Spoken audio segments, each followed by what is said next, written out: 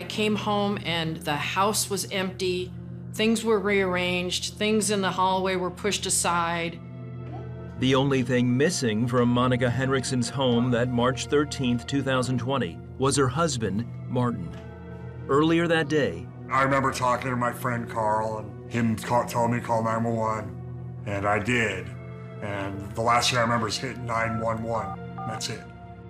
the week before, Martin went to his doctor with flu-like symptoms and having trouble breathing. With COVID-19 just hitting the U.S., there was no reason to suspect he had the deadly virus.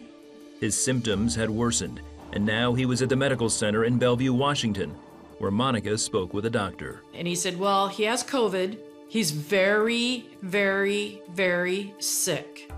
We didn't know what we were dealing with as far as COVID was concerned. Over the next 2 weeks, with her husband sedated, on a ventilator, and in quarantine, Monica posted updates on a Caring Bridge page, asking for prayer. Martin's blood oxygen levels were low, but manageable. He also had a short bout with pneumonia. However, by March 29th, he went from needing only 55% oxygen to 100%. I was devastated. And I'm like, don't go on me, Martin. Don't go on me. Hang in there. Just hang in there. 5 days later, Monica was allowed to see her husband. She wasn't prepared for the solution doctors offered. They wanted to morph him up and end his life. That's, they didn't see anything else that they could do. And I was stunned. And I told the doctor, I said, well, we have people praying. People are praying.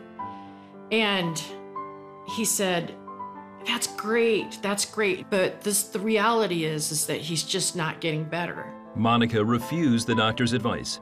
Instead, she continued calling on family and friends for prayer and drawing on her own faith in God to give her the strength to fight for her husband. I had asked God at times, if I need to stop, just let me know. I know, God, you are more than able to stop me in my tracks. But I just didn't have it in me to stop hoping. At one time, I knelt down at the chair that he liked to sit in, and just put my face in the chair and just cried out to God. By mid-April, a month into his stay, Martin had suffered through another bout with pneumonia. Now breathing through a trach tube, his blood oxygen levels were still dangerously low. About that time, Monica got an encouraging message from a friend on Facebook. The Lord told him there would be no more setbacks.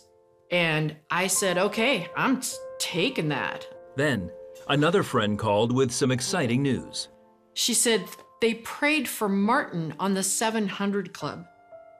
And I said, you're kidding. And there's someone named Martin. I don't even know what you're praying for, Martin, but the Lord does. And he's already in the process of answering and responding to your prayer. Thank you. Of course, we were all excited because it just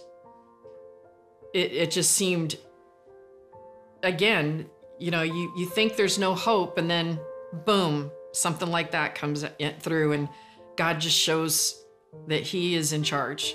And from then on, God did just amazing, amazing things.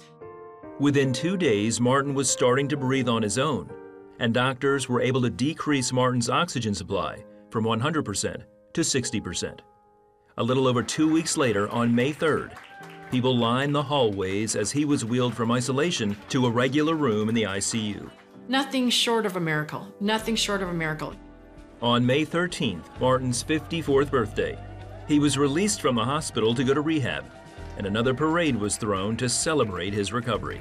I just want to thank everybody that works here because they literally saved my life. I was so excited to see him and so blown away that God had done this to this little couple from Bothell. It just made me very thankful that God saved my life.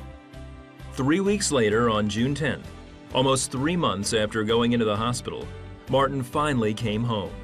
Still recovering, he learned how close to death he came and about all the people who were praying for him. I knew that it was only God that I survived. Having guys from work praying for me, that's pretty cool.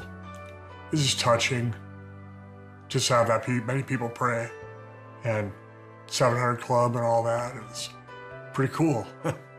Today, Martin and Monica know it was the power of prayer that brought both of them through. God answered the prayers, and that's the only thing that saved my life. I was really, really close to being dead. And there's no way I should be here. It's only because of God. It's just like, wow, God, how much do you love us that you would heal my husband, that you would give us this story to be part of. I'll tell anybody that'll listen, because people need to hear this good news. They need to know that there is a God out there that cares about us and loves us